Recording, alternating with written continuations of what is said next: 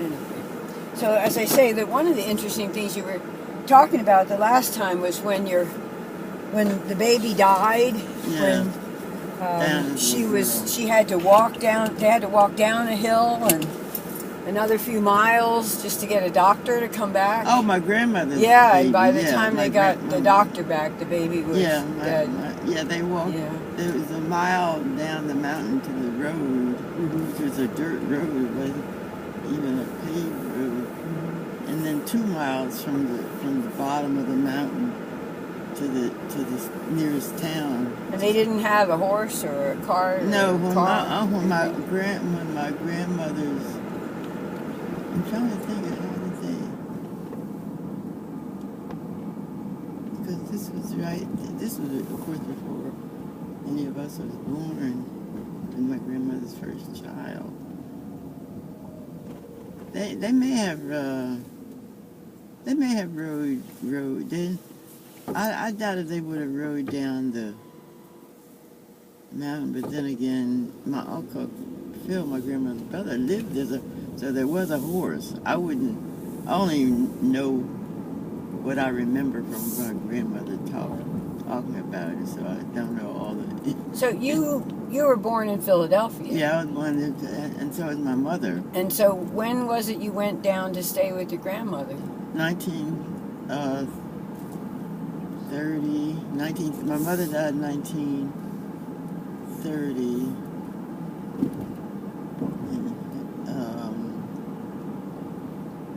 They divided us between my father and his new wife and my grandmother. Who went with your dad? Who went with your father?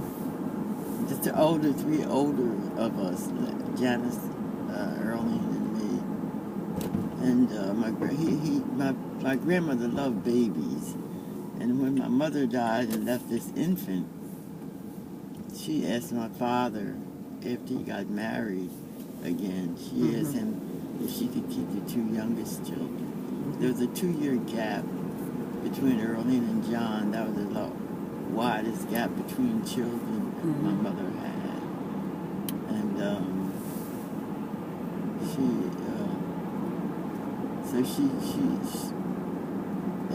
she asked my father if she could keep the 2 younger ones. And, so that was John and Lois. Lois. Yeah. And what else did you ask me?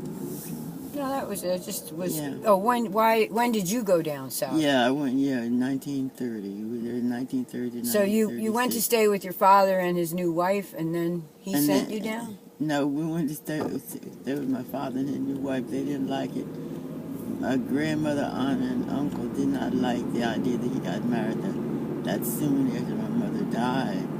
But of course, they were mainly interested in the children, not in battling with each other. But they got into a battle because the woman didn't know much about raising children. And Earlene would always run whenever she was going to get a whipping. We were playing with a tea set that we got for Christmas, and we were also being watched by the woman in whose house we lived. We rented a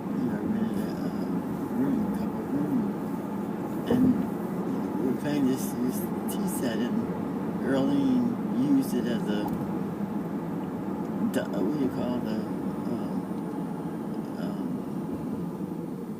what you hold hot things with? Potholder. Potholder. Yeah, she used it as a potholder. She scorched it. And we knew that, that she wasn't going to like it.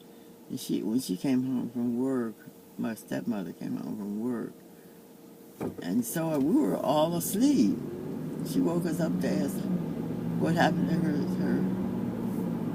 Women used to crochet these hats. These caps, dust caps, they call them dust caps. Can you imagine wearing a hand crocheted dust cap as if it was more useful than as a dress. You would never get dressed up in a dust cap, even though it was hand crocheted. It was all hand crocheted. That was in the days when making things was cheaper than buying. So anyway, she woke us up and to find out who scored her dust cap. Of course, we had to say Earlene.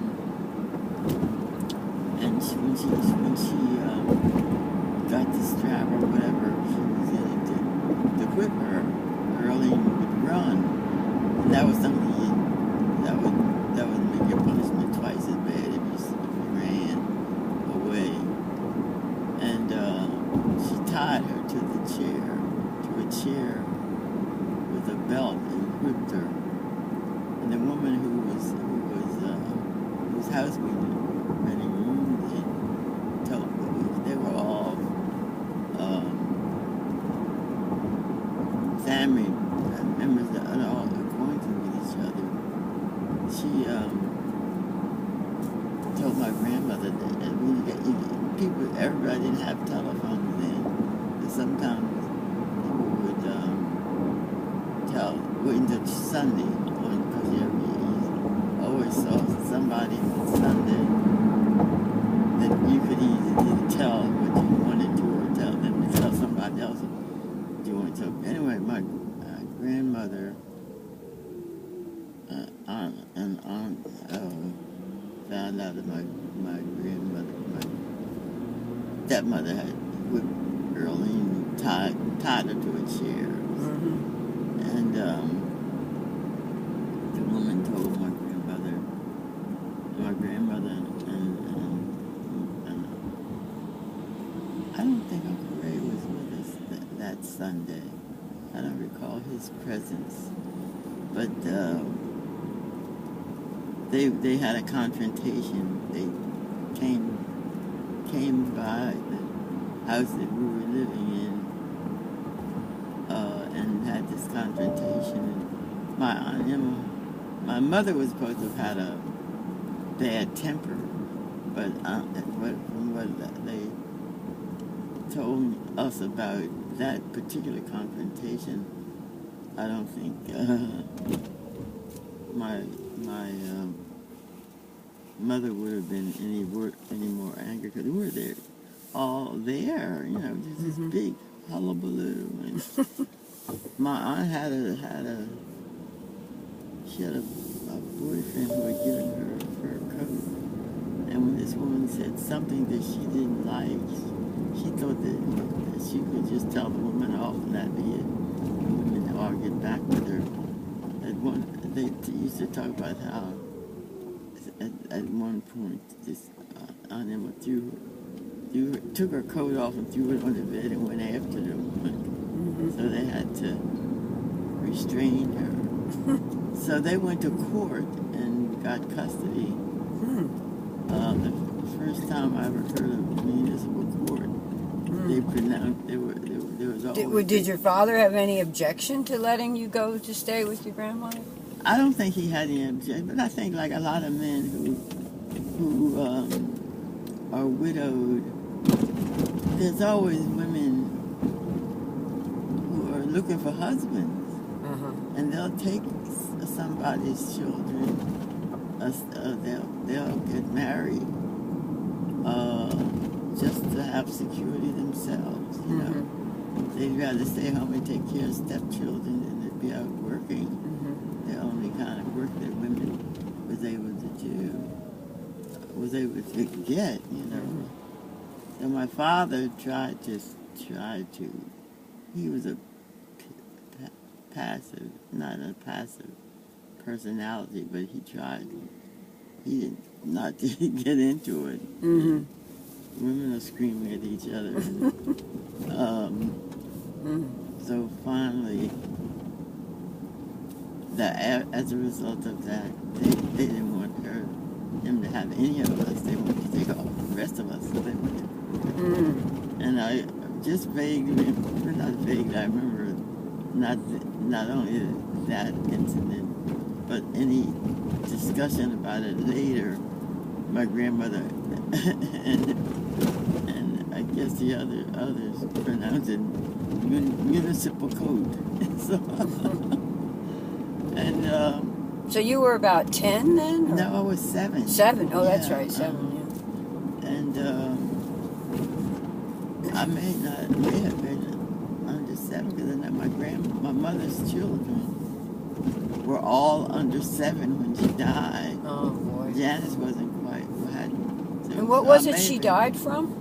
Tuberculosis. Oh. One of the major killers of women of childbearing age. Yeah, my mom had tuberculosis, but that was later when they had treatment. Well, after World War, they discovered a cure. Streptomycin. After World War II. It saved my Uncle Dick. Yeah, oh yeah, it was He was in a ward with 20 men, and they all died except him. Yeah, oh really? Yep. Because he was young, I think he was stronger. Yeah. He made it, but even with the treatment, the other ones still died. Yeah. Well, my brother-in-law George, his father contracted tuberculosis sometime after World War II, and he recovered, but he died later. I don't know whether it was that or something else. But it's funny that my grandmother